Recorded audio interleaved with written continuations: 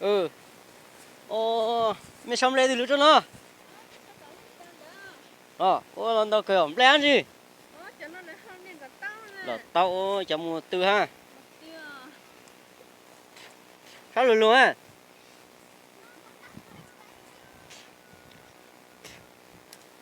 Bây giờ anh tao là chơi sấy ha. Phùm lên là. Anh có về chưa nó? Có về chưa khá của đấy? Ai, ôi, nừng nừng đúng à? Ô, càng khá chè, muốn nó qua tàu nó.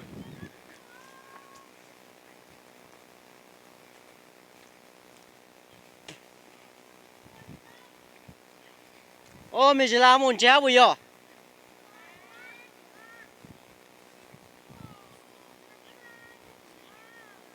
Ôi, ôi, buồn tao rồi á.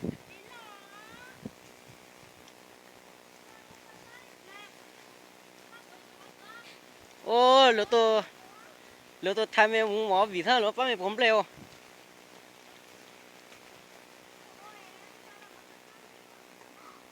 Ô, chờ bé lên chờ.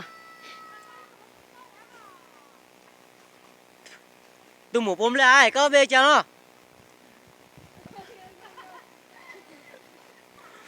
Chờ.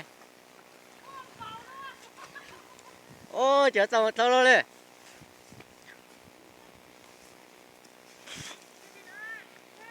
Ô, mình chỉ làm một lát rồi nhá thằng nó. Buồn tao rồi á.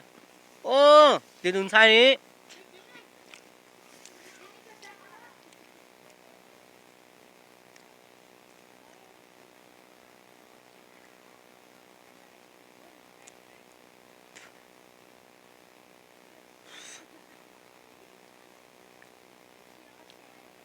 Mày chỉ lo chuyện năng này. Lẹ à. Ôi, tụi lo xa gì năng, tụi trâu năng này lo bỏ tiền năng này, cái tia. Đợt nuôi ở bé rò tại hồi rò mông đàn la luôn á. Mà sốt lực bác của sau thế đợt nuôi ở bé mới tù thì hồi mổ vàng. Nhưng nhớ lúc rò tỏ qua thì rò tỏ sinh khỏe lưu yếu đợt bé rò nó thì rò cá rò đàn la.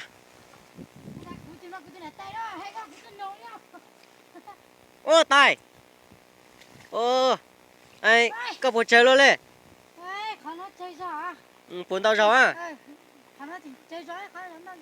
Bác bùa cuốn tao gió mà.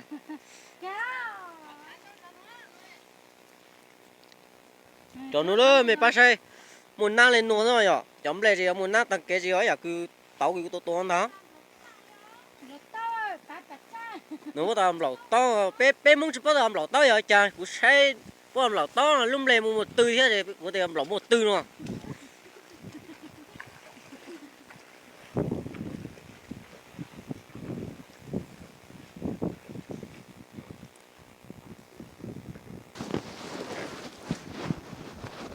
À, sự bắt xe đây à? Cứ bao buổi trốn này. Đầu cơ. Để nó này. Để nó có từ po kia. Để xí cho quý sát để po nó po sang để kia. Ô. Nhắn tàu đây trong po. Ui tao kia.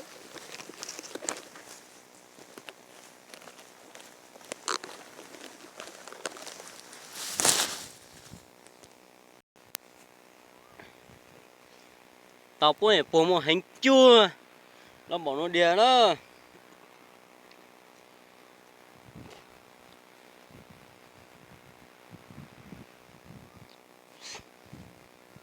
Nó bỏ tiếng từ mùa. Lần đầu cây ở lên này. Ôi em rồng tí là.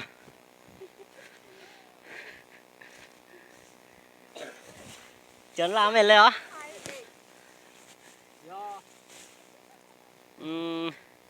Mẹ làm cụ lần đầu cây à?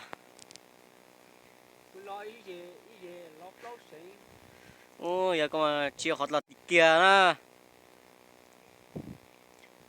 mấy ông đây chi nè tí lo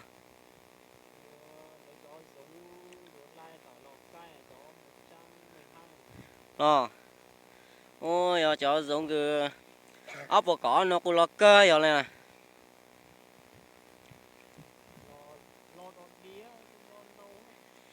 ít xuống sâu tao chơi chỗ na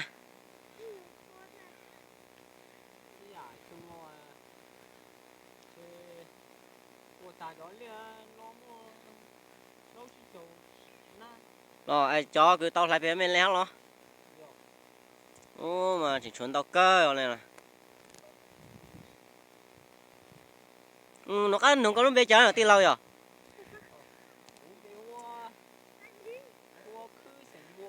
cứ sinh mua là mấy rõ chi đấy à ô là tao về chỗ mới gió đời thế ta ai có yếu quan điểm tao đó tí lâu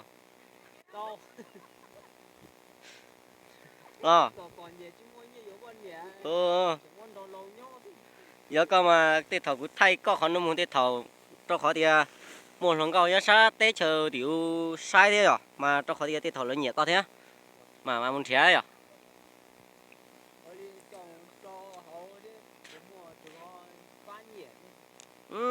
một trà thì lâu ai mấy gì muốn một trận lạnh ấy à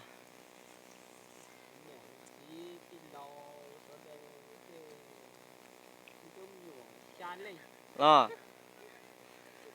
có mua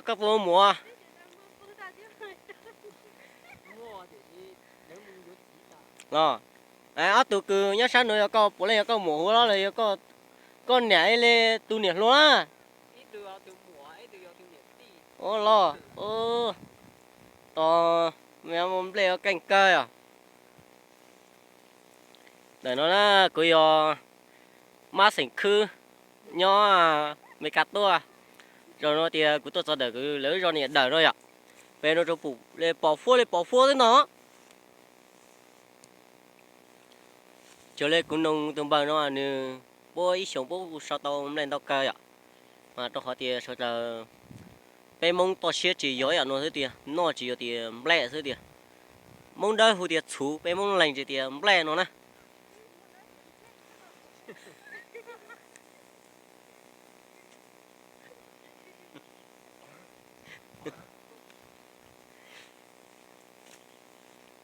để nơi bên mông to xe lên lúc nhiệt cỡ ống lên để nó lúc cỡ nó mà cú xe trở lên mỗi từ tút lô nè ua thế nào lúc cỡ tao khó lên nó này để xe cú dùng cơ thế thì bên mông to xe nó chỉ tao một tí bao thì lùa gió cỡ lên nó như yêu trò hậu tao mà xem như tao cá lên luôn nó nào